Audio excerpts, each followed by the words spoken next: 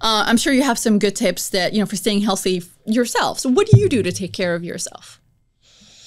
Yeah, over the 20 years or so that I've been, in this arena, I've developed sort of my toolbox. I call it my toolbox. And it's sort of like that book that you keep hearing about, or the book that's fallen off the shelf, or your friend keeps mentioning, or that person, or you hear about it. So throughout the time, these decades, I've developed what works for me. So number one, I use functional medicine. Functional medicine means, diagnostic testing to get to the root cause. So I'm always testing myself, specialty testing, blood work, whatever the case may be. Oftentimes, if I'm not working on, like if I don't have an issue, right?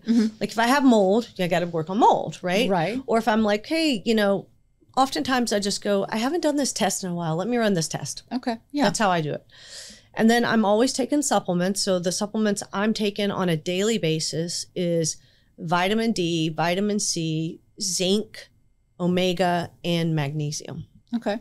So those at least, which is a lot. It is. It's a handful. It's a handful of pills right there. Right?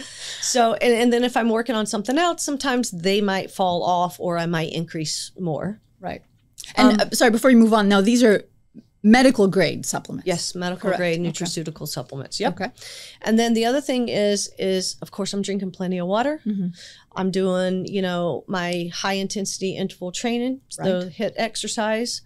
I have like a routine that I do in the morning, and then I try to exercise on a daily basis. Although, unfortunately, I'm be truthful. Sometimes I don't get it in when I'm like, Sure. You got like a busy day or something. You just got to get going. You cut it out all day long till late. So absolutely. I know that there's certain days that I commit to definitely working out, and then if I get a workout in on those days, it's sort of like a bonus. Right? Nice. Right. I do. Also, I get adjusted. Oh yes. Okay. Yes. I go get massage, whether it be, soft tissue massage or lymphatic massage. And, I, eat healthy. I'm conscious of what I put in my body. And I think, I've done water fasts in the past. Okay.